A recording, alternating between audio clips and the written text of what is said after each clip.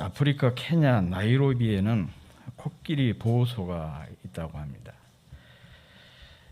이곳에서는 일찍 어미를 잃은 생후 2년 미만의 새끼 코끼리들을 모아서 야생 적응 훈련을 하는데, 이곳 코끼리들은 새로 들어온 코끼리나 또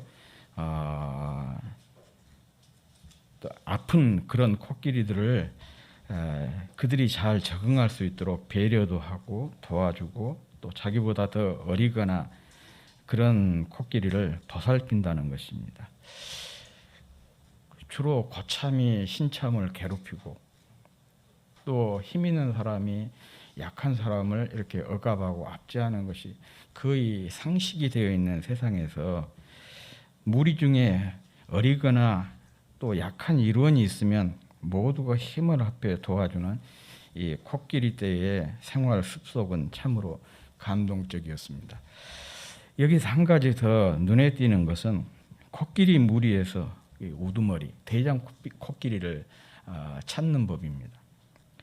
그것은 매우 쉬운 일로 다른 코끼리를 가장 많이 보살피고 가장 많이 도와주고 가장 희생하는 코끼리가 우두머리 코끼리, 대장 코끼리라는 것입니다. 먹을 것이 부족하면 나무를 쓰러뜨려서 키가 작은 코끼리와 어린 코끼리가 먹을 수 있도록 도와주고, 또 특유의 지혜와 기억력을 가지고 또 먹을 것이 풍부한 곳으로 무리들을 이끌고, 또 밀렵꾼이나 맹수가 공격하면 온몸으로 몸을 던져서 무리를 지켜내는 그 코끼리가 바로 대장 코끼리고 우두머리 코끼리라고 합니다. 실제로 야생에서 밀렵꾼이 접근을 했을 때 무리를 구해내느라 총을 맞아서 몸에 총알이 박혀있는 우두머리 코끼리를 종종 발견할 수 있다고 합니다. 이와 같이 가장 헌신적이고 가장 희생적이고 또 가장 많이 섬긴 코끼리가 무리 가운데 우두머리라고 하는 것은 참으로 의미 있는 교훈이 아닐 수가 없습니다. 그리고 이렇게 이 우두머리 코끼리가 보여준 리더십, 이것을 소위 말해서 섬기는 리더십이라, 서번트 리더십이라 그렇게 부릅니다. 이렇게 코끼리 집단에서 이미 실천되고 있는 이 섬기는 리더십이 인간 사회에서 주목을 받기 시작한 것은 불과 50년이 못 됩니다. 1977년 로버트 그린리프라고 하는 분이 리더로서의 서번트, 그러니까 리더로서의 하인, 종, 그렇게 번역할 수가 있겠죠. 이러한 책을 통해 섬기는 리더십의 기본 이론을 정립해서 발표를 했습니다. 리더가 되려면 먼저 섬기는 하인, 섬기는 종이 되어야 된다는 것이죠. 리더는 타인을 위해 봉사하고 헌신하고 또 희생해야 한다고 주장하면서 헤르만 헤세의 동방술래에 나오는 레오라고 하는 하인을 인물을 롤 모델로 제시를 했습니다. 아마 헤르만 헤세의 동방술래라는 책을 읽어보신 분이 있을지 모르겠지만 한 200페이지가 채 못 되는 단편 중편 소설입니다. 이 동방술래를 위해 결맹이라는 술래단이 만들어졌고, 이 술래단에는 자발적으로 함께해서 일을 돕는 하인들이 있었는데, 레오라고 하는 사람은 그 하인 중에 한 사람이었습니다. 그는 술래단의 대소사를 돕고 사람들의 이 얘기도 들어주고 또 사람들에게 또 이 얘기도 해주고 노래도 불러주고 휘파람도 부르고, 그러니까 술래단의 모든 사람들이 레오를 좋아했습니다. 심지어는 나비도 새도 개도 그를 따랐습니다. 그런데 그런 그가 모로비오 계곡에서 갑자기 사라져버리게 됩니다. 술래단원들이 흩어져 가지고 레오를 찾았지만은 찾을 수가 없었습니다. 이렇게 레오가 사라지자 술래단은 중심을 잃고 허둥지둥 혼란에 빠지고 말았습니다. 무리를 이끌고 동방으로 나아갈 리더는 보이지 않고 술래단은 4분 오열이 되고 말았습니다. 사실 이 순례단을 드러나지 않게 이끌고 왔던 사람이 바로 하인 네오였던 것입니다. 하인처럼 섬기던 사람이 순례단의 리더였다는 것을 나중에야 알게 된 것입니다. 이와 같은 네오의 섬김이 섬김의 리더십의 기원이 되었습니다. 헤르만 헤세의 동방순례, 이 동방순례에서 동방이라고 하는 것은 단순히 어떤 방향이나 또 특정 지역을 뜻하는 것이 아니라는 것은 우리가 금방 알 수가 있을 것입니다. 여기서 동방이라고 하는 것은 추구해야 될 진리, 뭔가 우리가 그 궁극의 가치라든지 어떤 그런 그 장소를 뜻한다고 볼 수가 있겠죠. 그런데 이런 우리가 추구해야 될 진리라든지 궁극에 도달해야 될 장소, 우리 기독교적으로 표현하자면 구원일 수가 있고 영생일 수가 있고 천국일 수가 있지 않겠습니까? 그런데 이런 궁극의 진리에 도달할 수 있는 비결이 뭐냐, 방법이 뭐냐, 섬김을 통해서 가능하다. 그것을 헤르만 헤세가 동방순례라고 하는 책에서 강조하고 싶었던 것 같습니다. 그리고 이제 이 이후에 이 섬기는 리더십은 여러 기업 또 조직 경영에서 아주 중요한 화두로 떠오르게 되었습니다. 지금도 지도자가 되겠다는 사람들이 가장 즐겨 사용하는 말이 섬기는 리더십. 우리 지역에서도 2번이나 국회의원이 되었던 이 모 씨 있죠. 그분이 내세웠던 키치 플레이어가 그거였지 않습니까? 머슴 리더십. 그렇게 해서 2번이나 국회의원 당선이 됐지 않습니까? 이 사실 섬기는 리더십이라고 하는 것은 성경이 줄곧 강조하고 있는 내용입니다. 구약 성경은 하나님을 도우시는 분이라 이렇게 여러 곳에서 이 얘기를 하고 있습니다. 적어도 16번 이상 이 표현이 나오고 있습니다. 그래서 성경에 보면 그게 나오잖아요. 엘리에제르. 엘리는 하나님이라는 것이고 에제르라는 것이 돕는, 나를 도우시는 하나님. 또 우리가 잘 아는 에벤에제르라는 것, 도움의 돌. 이게 하나님이 도우시는 분이다. 이런 내용이 적어도 16번 이상 나오고 있습니다. 신약에서도 마찬가지입니다. 요한복음에 보면 예수님은 성령을 이렇게 표현했어요. 또 다른 보혜사다. 내가 가면 또 다른 보혜사를 너희에게 보낼 것이다. 성령을 또 다른 보혜사라고 표현한 그 배경에는 예수님 자신이 보혜사라, 그런 의미 아니겠습니까? 예수님도 보혜사고 성령님도 보혜사라, 그런 뜻이에요.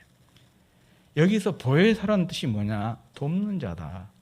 그리고 영어 성경을 보면 헬퍼라고 번역이 되어 있습니다. 그러니까 하나님도 예수님도 성령님도 모두가 우리를 돕는 자, 헬퍼시라는 뜻입니다. 즉 삼위 하나님이 우리를 돕고 섬기신 분이시라는 그런 의미입니다. 그러므로 이 섬김의 리더십은 이 삼위 하나님의 리더십인 거예요. 하나님의 리더십이고 예수님의 리더십이고 또 성령님의 리더십인 것이죠. 그런 의미에서 이 섬기는 리더십은 우리 기독교 리더십의 핵심이라고 말할 수가 있습니다.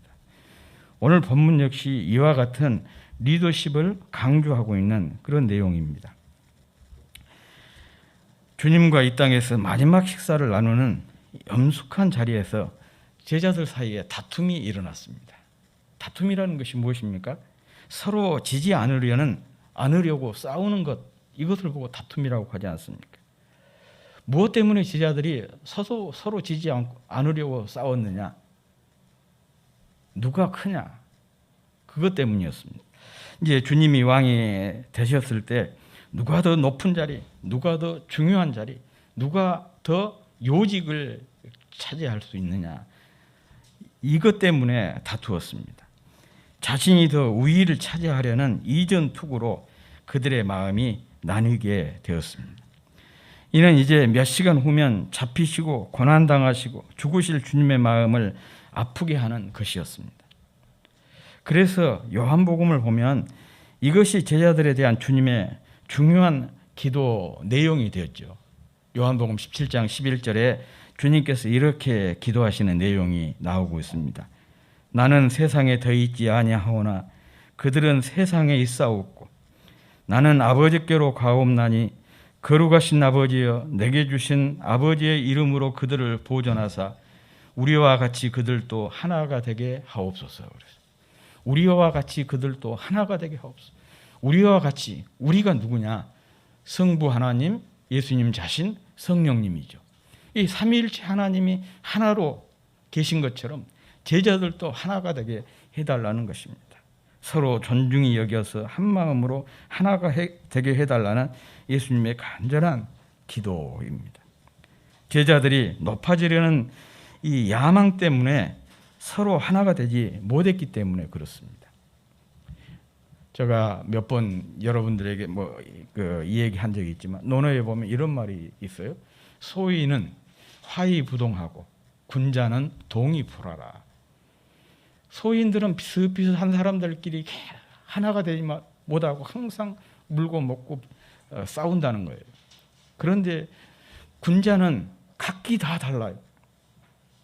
출신도 성분도 배움도 또 추구하는 어떤 가치나 그런 것도 다 다른데도 항상 하나가 된다는 거예요. 동의불하라. 화의부동이라. 그럼 왜 소인은 하나가 되지 못하고 군자는 서로 다르면서도 하나가 되느냐? 그 이유를 이렇게 얘기하고 있습니다. 소인은 유어이하고 군자는 유어의한다 그랬어요. 소인은 항상 자기 이익에 밝다는 거예요. 이익을 추구하게 되고 군자는 자기 이익을 추구한 것이 아니라 대의를 따라서 움직인다는 거예요. 사람이 자기 이익에 민감하게 되면 자기 야망이 크면은요 반드시 다른 사람과 화해할 수가 없습니다. 다툴 수밖에 없어요. 한자로 이로울 이자를 한번 보세요. 그걸 파자를 해보면 벼화에다가 칼도 자예요. 칼을 가지고 벽시, 나락시를 자르는 것이에요.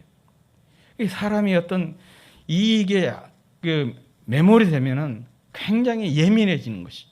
그러다 보니까 하나가 되지 못하고 다투게 되는 것이거든요. 지금 제자들도 마찬가지였어요. 주님의 죽음이라고 하는 엄숙한 사건을 앞에 두고 누가 크냐 그 문제로 다투다 보니까 하나가 되지를 못했던 것이죠. 그런데 이런 일이 이번에만 있었던 것이 아닙니다.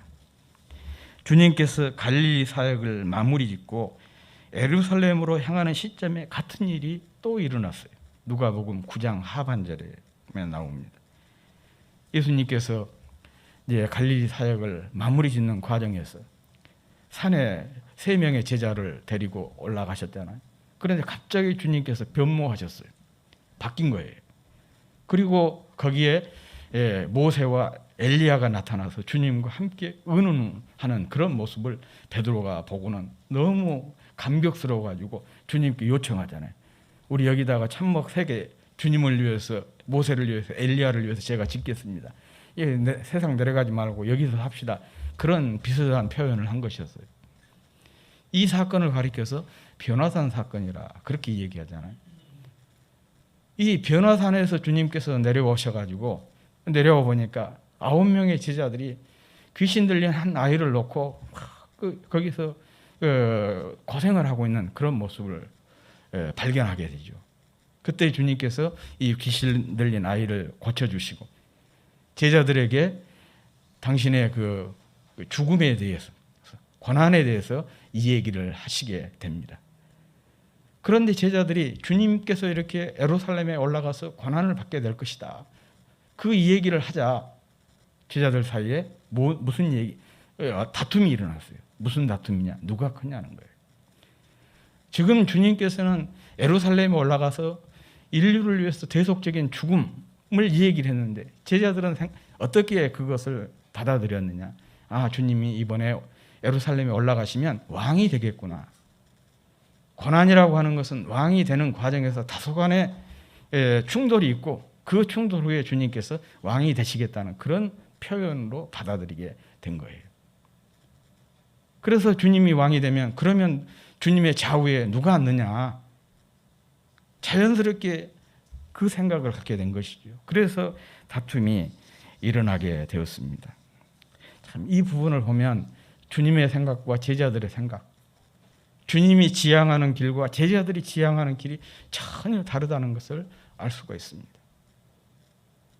주님은 대속적인 죽음을 생각을 하고 계시는데 제자들은 자기 영예를 세속적인 영광을 생각하고 있었던 것입니다.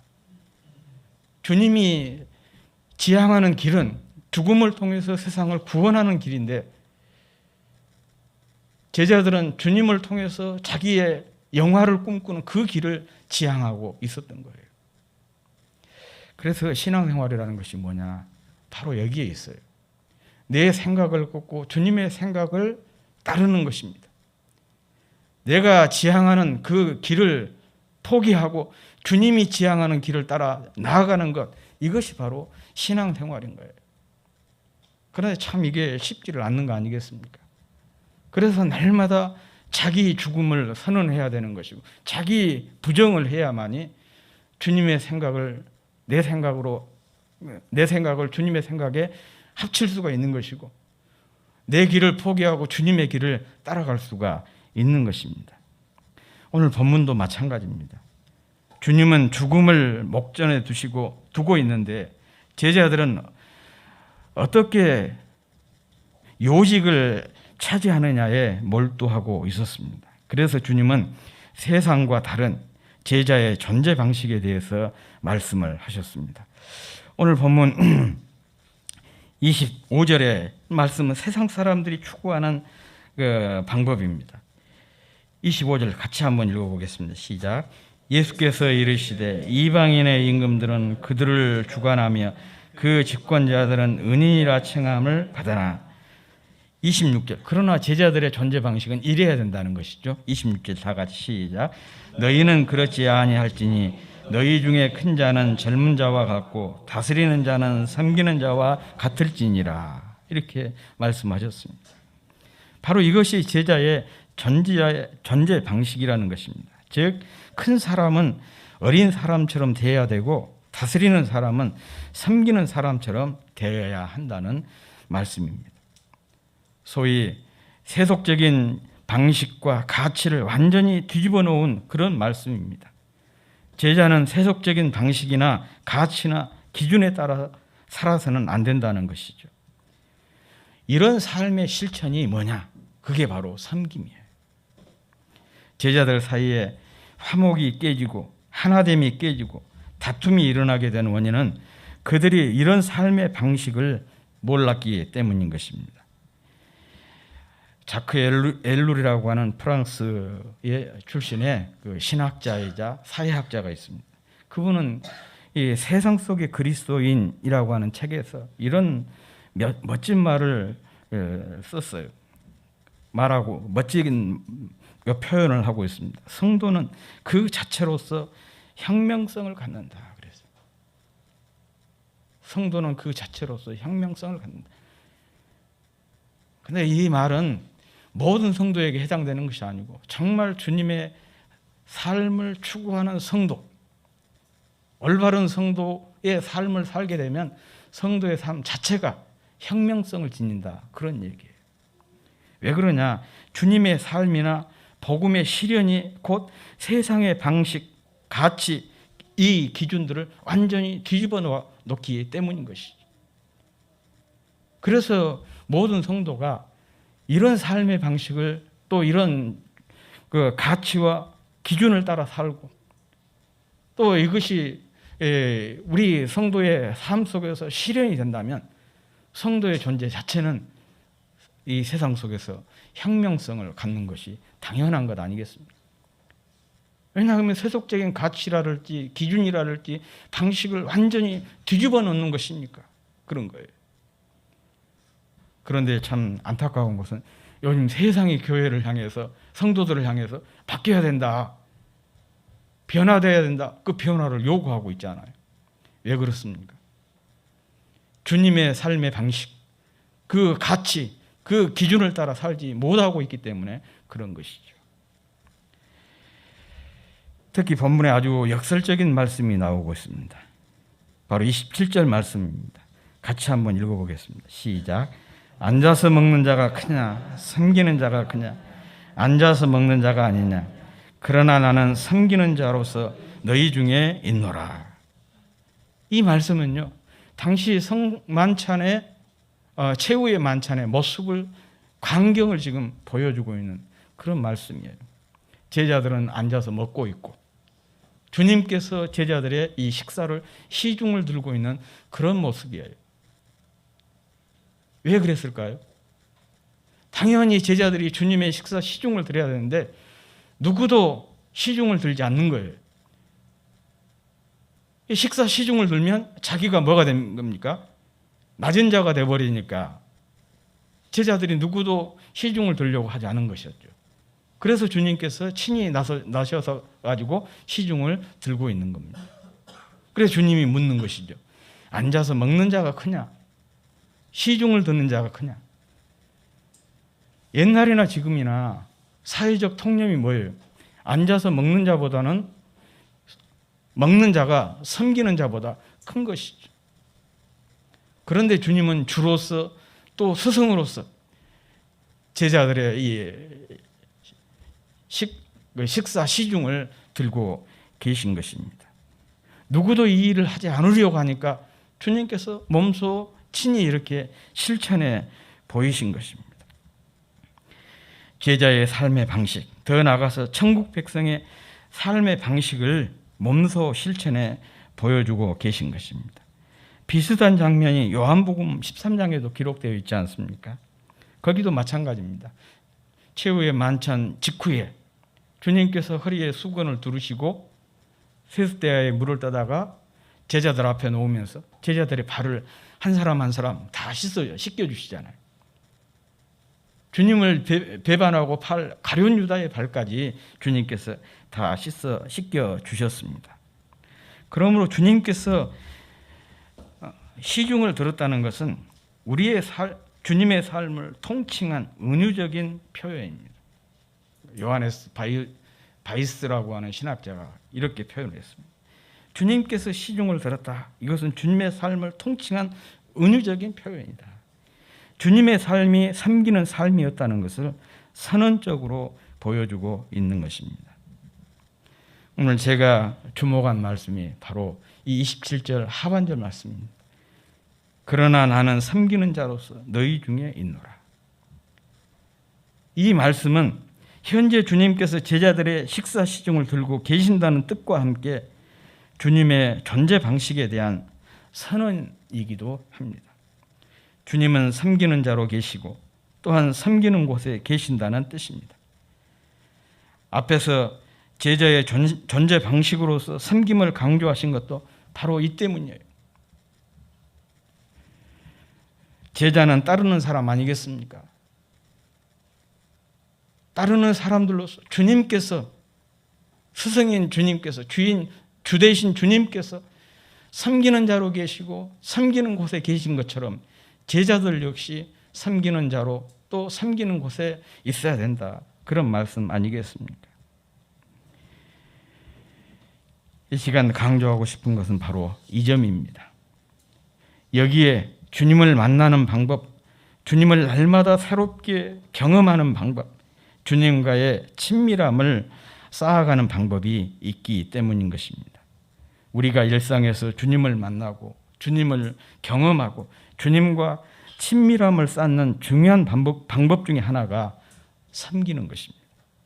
섬기는 자로 살 때, 섬기는 곳에 있을 때 주님을 만나고 주님을 체험하고 주님과 더욱 친밀해질 수가 있는 것입니다. 제가 몇 번 소개를 했는데 헨리 나우엔 한 10여 년 전에 돌아가셨죠. 그분은 세계적으로 유명한 대학교 교수로서 약 한 20권의 책을 쓴 베스트셀러 작가였습니다. 그는 이렇게 한창 잘 나가고 있을 때 갑자기 교수직을 던지고 정신지체 장애우 시설 데이 브레이크라고 하는 그 장애인 시설로 들어갔어요. 뭐 원장으로 간 것도 아니고 거기에 한 직원으로 들어가게 된 것입니다. 그곳에 들어가서 그 장애우들의 목을 목욕시키고 옷을 갈아입히고 용변 보는 것을 돕고 식사 수발 등 이런 것 잡일을 하고 있었어요. 그때 그를 아끼는 많은 지인들이 찾아와서 그에게 이렇게 말했습니다. 자네가 시간을 허비하고 있는 곳이 여긴가?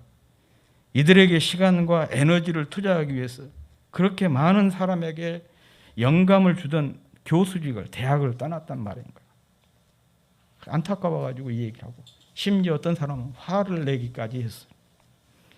그렇지만 그는 그저 침묵만 하고 있다가 그들의 이런 물음에 대한 답으로 책을 한 권 펴냈습니다. 그 책 이름이 예수님 이름으로라고 하는 책이에요. 책 역시 뭐 얄팍해요. 한 150페이지 정도 되는 얄팍한 책입니다.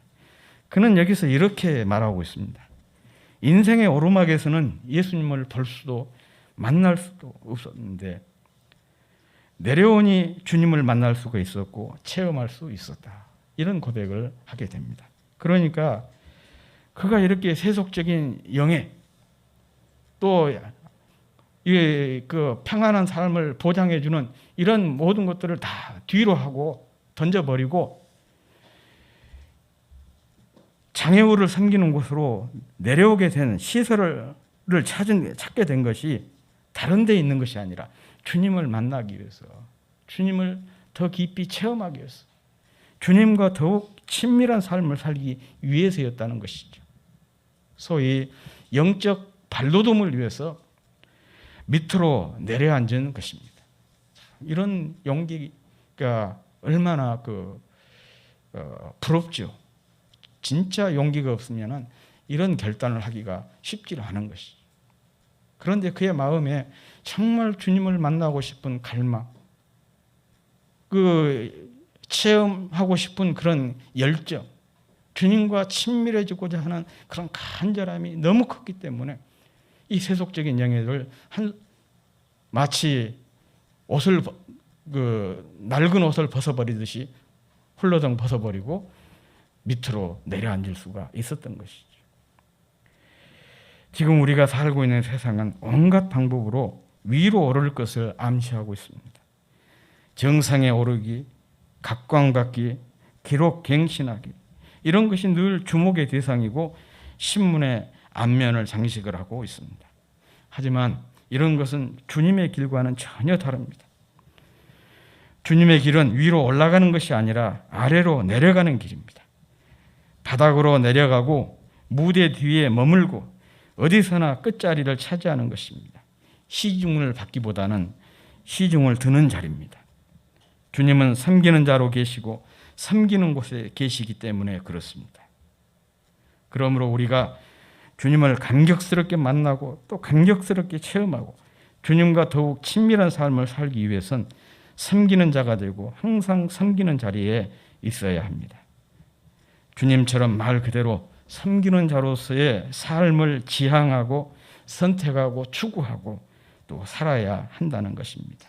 특히 주님의 몸인 교회와 그 몸의 지체인 성도를 섬기는 자로 사는 것입니다. 우리가 이런 삶을 몸에 배이도록 실천할 때 비로소 우리는 주님을 만나고 체험하고 주님과 더 친밀한 삶, 그래서 더욱 알차게 성장하는 그런 삶을 살아낼 수가 있습니다. 아무튼 금년 한 해도 여러 분야에서 열심히 잘 섬기고 계시지만 더 많이 섬기고 더 잘 섬기는 한 해가 될 수 있기를 바라고, 그래서 알차게 성장하는 한 해가 될 수 있기를 주의 이름으로 축복합니다.